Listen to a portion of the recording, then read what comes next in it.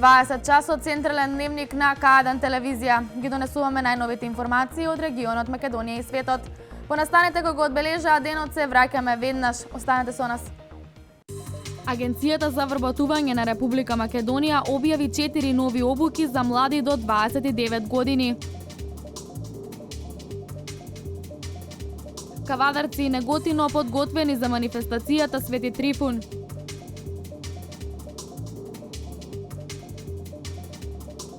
Гинеколозите советуваат во зимските денови бремените жени повеќе да конзумираат витаминска храна со цел да се избегнат вирусните инфекции.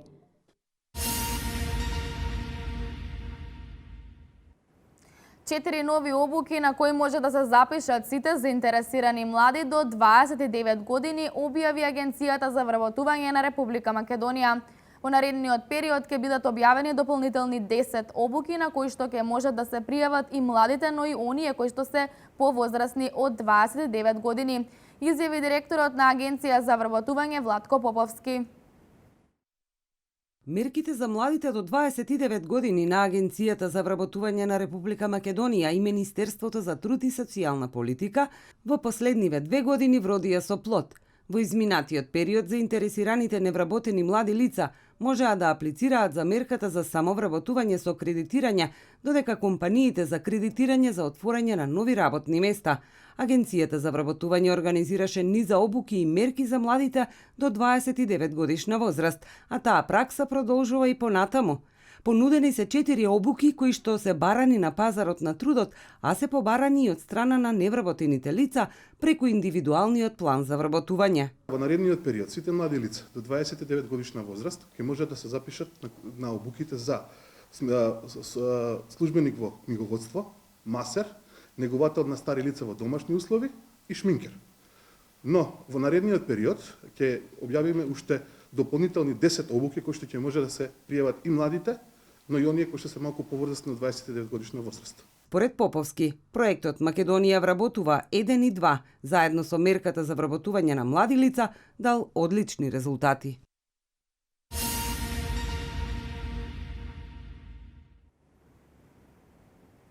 Крајен рок за откуп на тутунот е 15 март и оваа година тутунот е со одличен квалитет. Од Центрото Бако информираат дека досега 85% од годинешната реколта на тутунот е откупен. Повеќе во прилогот што следува. Откупот на тутунот е при крај. 15 март е последниот ден за откуп на тутунот од годинешната реколта во земјава. Од фабриката Центрото Бако од Велес велат дека досега 85% од тутунот е откупен во соработка со над 1000 кооперанти низ земјава. Сега имаме соработка со околу 1000 кооперанти на територија на Република Македонија, со кои веќе имаме долгогодишен работен однос. Имаме воспоставено веќе и со неколку од нив и пријателски односи. Откупената количина на тутунот годинава е 2 пати зголемена во однос на минатата година, по просечна цена од 211 денари по килограм, цена која е за 30 денари повисока од ланската година, вели Јанева. Цената се разликува затоа што во овој момент, кога најдојде повеќе тутун во нашата компанија, останаа горните берби по квалитетниот тутун и нормално, затоа што купуваме доволно квалитетен тутун и таа е откупната цена, односно на прва класа, 80% од тутунот е прва класа што го откупуваме во овој момент.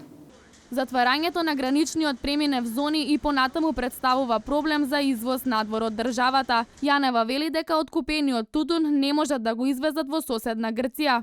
Во овој момент не вршиме извоз заради затворените граници и се трудиме да го одржаваме тутунот, да одржиме во добра кондиција и не успева сето тоа. Се надеваме дека за кратко време ќе се реши тој проблем. Од Центрото Бако се надеваат дека извозот во иднина ќе се прошири и на азискиот пазар.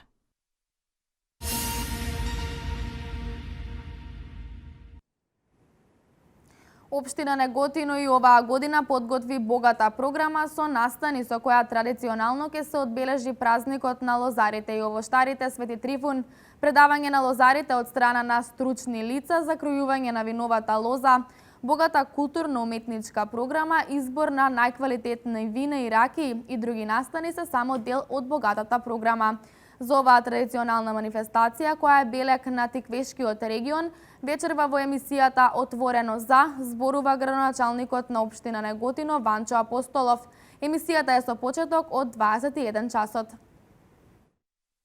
Се започнува уште в недела, има надпревар на домашни вина и раки, каде што има професионална дегустациона комисија составена од врвни енолози од Република Македонија.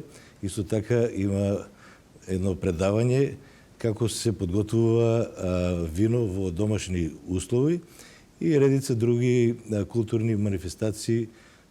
Копарничарското друштво има изложба во музеот на град Неготино, има театарска представа во Домот на културата во Неготино и други манифестации, сите кои го символизираат виното и грозјето кое е најкарактеристично за тиквешијата, а посебно за нас неготинчани. И на самиот ден на централната манифестација во недела, каде што ќе бидат присутни и неколку странски делегации, наши збратимени градови. Значи, ќе има од Република Бугарија, од Република Унгарија делегација, од Република Грција, исто така и многу граѓани од нашето Неготино, како и секоја година, и редовно се присутни и повеќе граѓани од Република Македонија.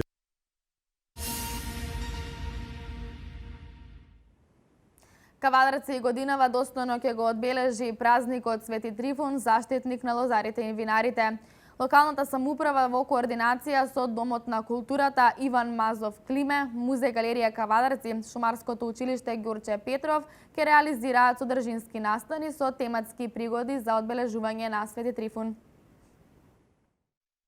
Општина Кавадарци ја продолжува традицијата за одбележување на празникот Свети Трифун, заштитникот на лозарите и винарите. Ова е еден од најзначајните денови кои го слават лозарите. Свети Трифун се смета за заштитник на полските посеви, лозијата и градините, па лозарите и винарите го слават како свој патрон, кога ги закројуваат лозите и ги заливаат со црвено тиквешко вино, посакувајќи си притоа плодна и берикетна година. За градовите Неготино и Кавадарци подеднакво е значењето за празникот Свети Трифун. Но и оваа година главната манифестација ќе се одржи во Неготино, бидејќи Кавадарци го чествуваат тиквешкиот гроздобер. Ќе повторам на џентлменскиот договор со Неготино, кој што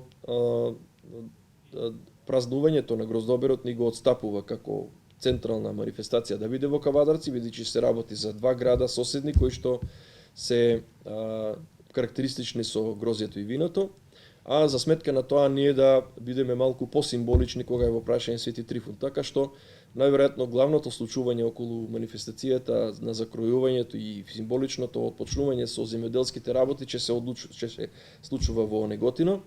Меѓутоа, бидејќи сме земјоделски крај, нема да изостане закројувањето со помош на дедото Владика или луѓето од Македонската православна црква, свештениците и секако сите оние гости кои што на поканата, кои што ја пративме пред некое време, че проценат дека треба да дојдат во Кавадарци да поминат еден убав ден за одбележување и на кавадарчани, меѓутоа и на сите оние кои што сакаат да празнуваат. Имајќи ја во предвид символиката на овој ден преку планираните активности за одбележување на празникот, локалната самоуправа Кавадарци во координирана активност со Домот на културата Иван Мазов Климе, Музеј галеријата Кавадарци, Шумарското училиште Ѓорче Петров ќе реализираат содржински настани со тематики пригодни за одбележување на Свети Трифун. Програмата за одбележување на празникот ќе започне во предвечерието, кога во градската галерија ќе биде отворена изложба на слики со наслов Божествена љубов и вино. На Новица Трајковски од Скопје, пошто во големата сала на Домот на културата ќе следи концерт на оркестарот на армијата на Република Македонија. На денот на празникот во црквата Свети Димитрија ќе се отслужи света архиерејска литургија со световен обред, закројување на виновата лоза во дворот на црквата. Потоа свеченостите продолжуваат во 11:30 часот со символично закројување на градскиот плоштад, каде се организира и пригодна културно-уметничка програма. На градскиот плоштад ќе бидат презентирани производи на тиквешката традиционална храна, како и производи од гроздје, вино, ракија, маџун, сладко и друго.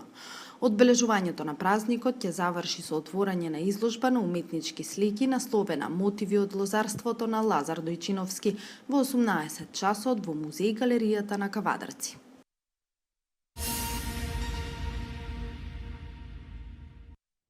Голем број на активности се дел од програмата која Сдруженијето на пензионери во Велес континуирано ги реализираат во текот на годината.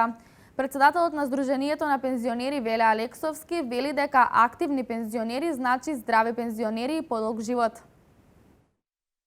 Помош и грижа за социјално ранливите категории, поддршка за пензионерите со инвалидитет, организирање на работилници од разни области, заеднички патувања, спортски активности и надпревари, се дел од активностите предвидени во програмата која Сдруженијето на пензионери Велес континуирано ги реализира во текот на годината.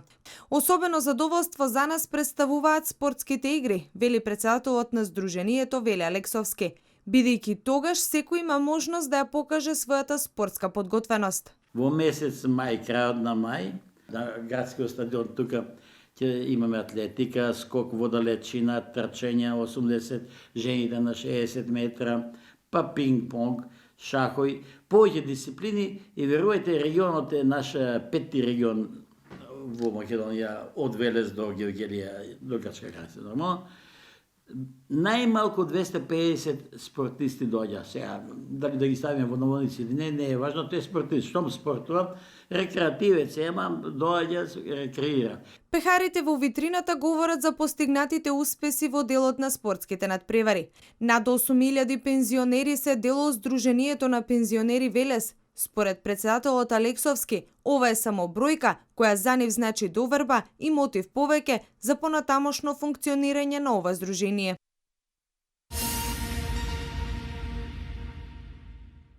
Гинеколозите советуваат во зимските денови бремените жени повеќе да конзумираат витаминска храна со цел да се избегнат вирусните инфекции. Придржување кон здравиот начин на живот и редовни прегледи на гинеколог е апелот на доктор Синадиновски до сите идни мајки. Здравата храна е клучен елемент за здрава и нормална бременност. Трудниците пред се треба да внимаваат каква храна консумираат во текот на бременоста. Гинеколозите советуваат во зимските денови повеќе да се консумира витаминска храна со цел да се избегнат вирусните инфекции. Првично, нели, ќе речеме дека треба да се пазат да не се инфицираат, нели. Но денеска движењето е такво да не знаеш каде тој вирус на инфлуенца ќе го заработиш. Пожелно е сепак трудниците да пазат на себе, нели, како и што е речено, топло да се облекуваат, топли напивки, свежо да користат витамини и ние тоа им го предлагаме како гинеколози. Фолната киселина е важен додаток во исхраната на секоја трудница. Таа е неопходна во развојот на плодот, вели доктор Синадиновски. Значи, нашето поднебје е ендемско поднебје каде нема доволно количина на јод. Вие сами знаете дека солта, што ја користиме за исхрана, се јодира. Ние веќе наназад, добри 10-15 години, по сите светски стандарди, даваме терапија витаминска. Тоа е јодот и фолната киселина која е неопходна во развојот на таа неврална туба од каде почнува да се развива и плодот. Доктор Синадиновски со апел до сите бремени жени, но и до оние кои планираат да бидат идни мајки. Прегледите на гинеколог да бидат почести и редовно да се контролира состојбата на плодот. Синадиновски вели, најважно од се е трудниците да се придржуваат кон здравиот начин на живот, бидејќи здравата храна води до здрава бременност.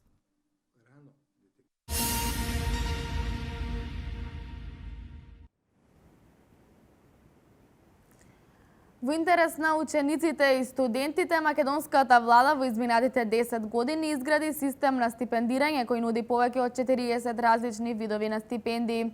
Паралелно во овој период речиси тројно е зголемен и износот на средства за оваа намена. Вести од Македонија. Грчкиот преминев зони се уште е затворен за сообраќај поради штрајк на грчките земјоделци. Сите оние граѓани кои викендов сакаат да отпатуваат во Грција, тоа може да го сторат преку граничните премини Меджитлија, Кибитола и Дојран, кои се отворени за сообраќај. Надлежните информираат дека подолги задржување за влез и за излез од државата нема, освен на граничниот премин Богородица. Оваа информација се однесува за македонската страна на премините.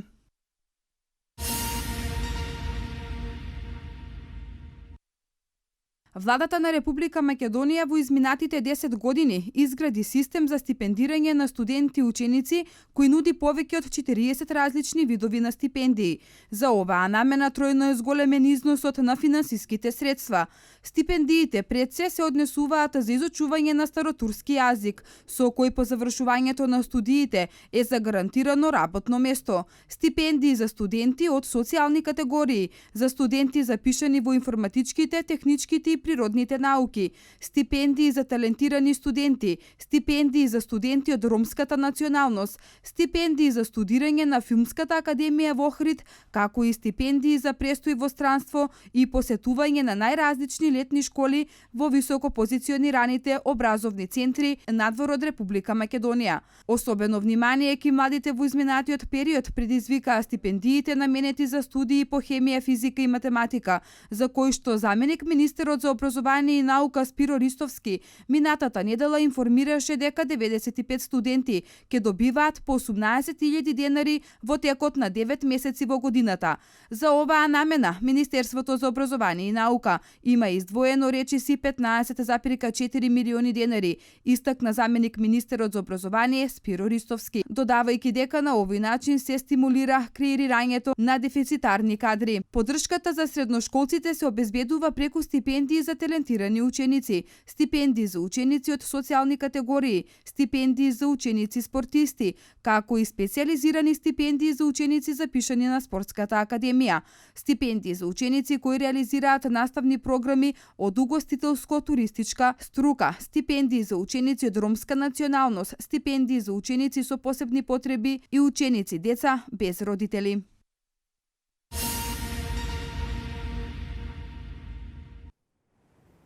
Околу 360 килограми од дрога кокаин вреден околу 60 милиони евра на црниот пазар се пронајдени на две плажи на истокот на Англија, соопшти британската агенција за борба против криминалот. Вести од светот во продолжение. Турција на 16 април ќе одржи референдум за реформи на уставот, со кој председателот би добил поголеми овластувања, соопшти шефот на турскиот висок изборен одбор. Доколку уставната реформа биде успешна, председателот би имал овластување да издава уредби, да прогласува вонредна состојба, да именува министри и највисоки државни функционери и да го распушти парламентот.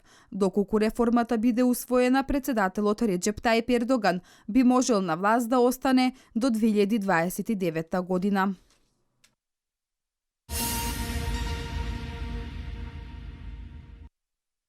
Најмалку 6 мина загинаа, а повеќе од 120 се повредени во силен земјотрес кој го погоди островот Минданао во јужниот дел на Филипините. Земјотресот е регистриран со јачина од 6,7 степени по Рихтеровата скала, регистрирана длабочина од 10 километри, додека епицентарот е на 13 километри од градот Сугра, соопштуваат од Американскиот геомолошки институт. Нема опасност од цунами на Пацификот, соопштуваат од Центарот за предупредување од цунами. Серија од 89 помали земјотреси се почувствувани во текот на утрото. Привремено е затворен и градскиот аеродром поради пукнатини на пистата, соопштија аеродромските власти. Стотици лица во паника ги напуштија своите домови и се упатија во околните училишта, кои се претворени во засолништа за оние кои останаа без покрив над главата.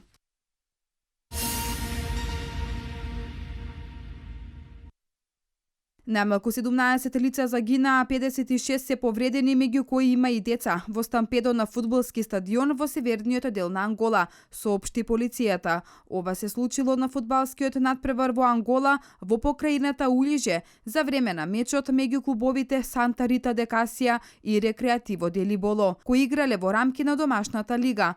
Илјадници гледачи се обидоа да влезат на преполниот стадион со цел да го гледаат надпреварот, предизвикувајќи метеж, а причина за смртта на овие 17 лица е газење или задушување во метежот, соопшти полицијата.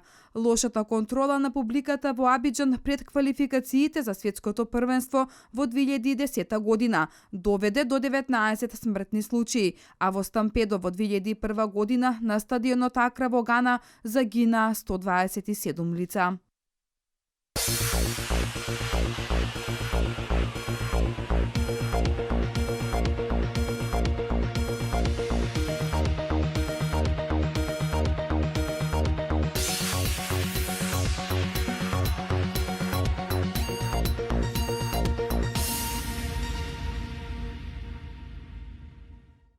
По пресрет на почетокот на пролетната полусезона од Македонската фудбалска лига, судиската организација во рамки на Фудбалската федерација на Македонија во Велес организираше семинар за млади и надлежни судии, но и тестирање на физичките активности за судиите од главната и помошната листа. Во текот на 5 денови од семинарот 38 судии полагаа испит за стекнување републичка и прва судиска категорија. На градскиот стадион во Велес 38 судии полагаа испит за стекнување републичка и прва судиска категорија. Ова тестирање на судиите е дел од почетокот на пролетната полусезона од Македонската фудбалска лига во организација на судиската организација во рамки на Фудбалската федерација на Македонија. Преку тестирање на физичката активност и проверка на знаењето преку теоретски испит се оценува колку еден судија е способен правилно да одсуди еден надпревар.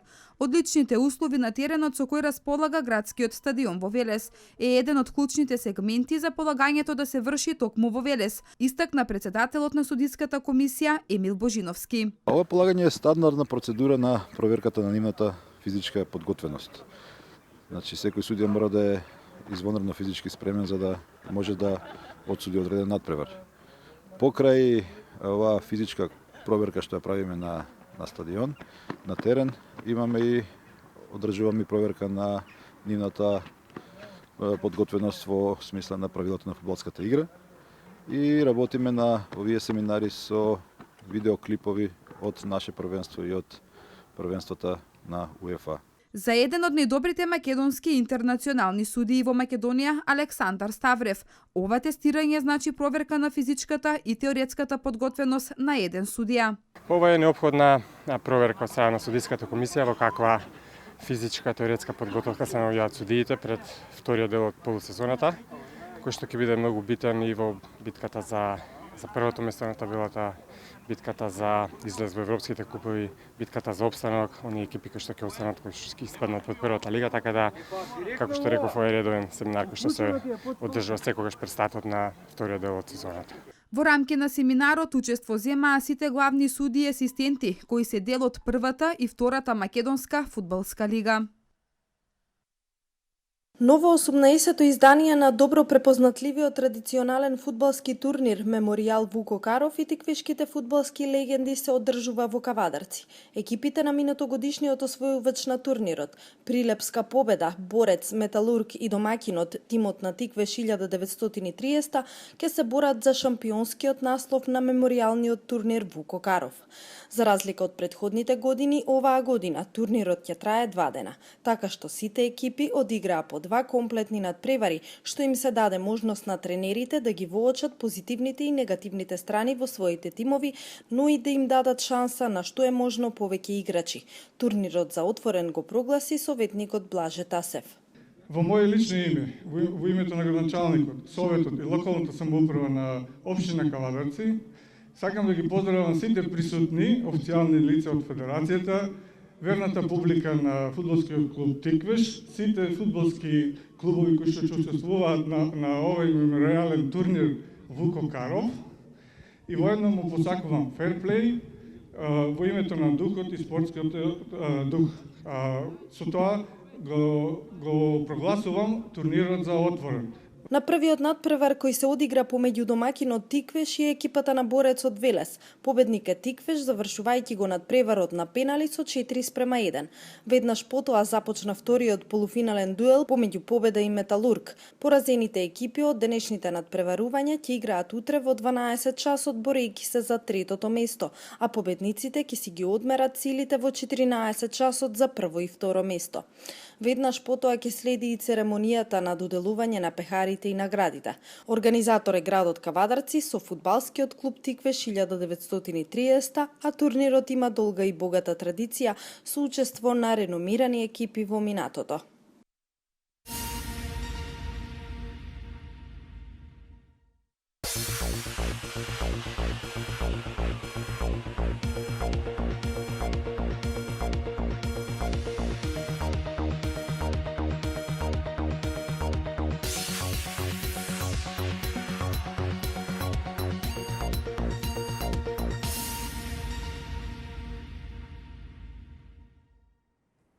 Времето денеска променливо облачно со сончеви периоди. Дуваше слаб до умерен југоисточен ветер. Максималната дневна температура достигна до 11 степени. Од утре слично време на денешното, но со благ пат на температурите. Да го погледнеме графичкиот приказ за подетални информации.